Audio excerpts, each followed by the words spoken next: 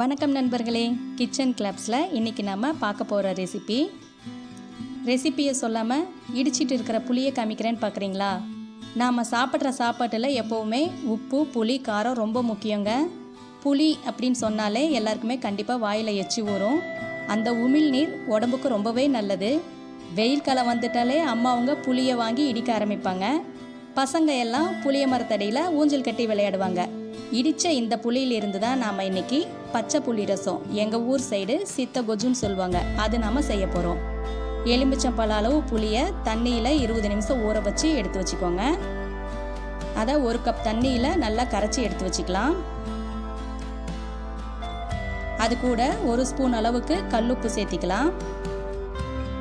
இப்போ அடுப்பு ஆன் பண்ணி தாளிக்கிற கரண்டியை வச்சு 2 ஸ்பூன் அளவுக்கு எண்ணெய் விட்டுக்கோங்க.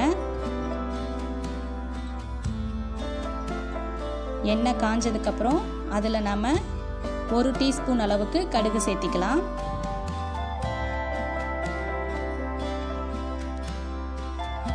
இது குழம்பு வடகம். எங்கள் ஊர் சைடு நாங்கள் 1 வருஷத்துக்கு பக்கத்தில் நல்லா ஸ்டோர் பண்ணி வச்சுக்குவோம், நிறையா செஞ்சு. அது உங்ககிட்ட இருந்தால் போட்டுக்கோங்க, இல்லாட்டி வேணாம். இப்போ இது கூட கொஞ்சமாக பெருங்காயம் சேர்த்திக்கலாம். கருவேப்பிலை இல்லாத சாப்பாடு கண்டிப்பாக ருசிக்காது. கொஞ்சம் கருவேப்பிலையும் சேர்த்திக்கலாம். அதை அப்படியே ஒரு வதக்கு மட்டும் வதக்கி விட்டுருங்க. கூட 2 காஞ்ச மிளகாய் கிள்ளி போட்டுக்கோங்க.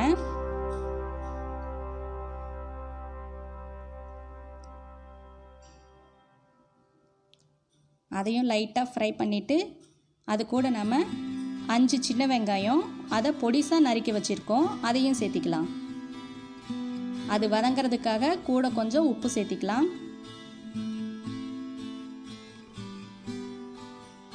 1 டீஸ்பூன் அளவுக்கு மஞ்சள் தூள் சேர்த்திக்கலாம். இதை எல்லாத்தையும் நல்லா வதக்கி விடுங்க. வதக்குனதை அப்படியே கொண்டு போய் புளி கரைசலில் சேர்த்திடலாம். சேர்த்துன உடனே கொஞ்சம் சூடாக இருக்கிறப்பவே நம்ம கையால் நல்லா மசிச்சு விட்டுடலாம். சூடான சாதம் கூட கொஞ்சமாக இந்த சித்தகொஜு விட்டு முருங்கைக்கீரை பொரியல், உருளைக்கிழங்கு வறுவல், பொரிச்ச முட்டை இது கூட சேர்த்து சாப்பிட்டு பாருங்கள், சூப்பராக இருக்கும். உங்ககிட்ட வடித்த கஞ்சி கிடைக்குன்னா அதை கூட ஒரு அரைக்கரண்டி இதில் கலந்து சாப்பிட்டு பாருங்கள், டேஸ்ட்டாக இருக்கும். இப்போ நம்மளோட பச்சை புளி ரசங்கிற சித்தகொஜு ரெடி ஆயிடுச்சு. நீங்களும் மறக்காமல் ட்ரை பண்ணி பாருங்கள். திரும்பவும் நாம் இன்னொரு ரெசிப்பியில் சந்திக்கலாம். நன்றி.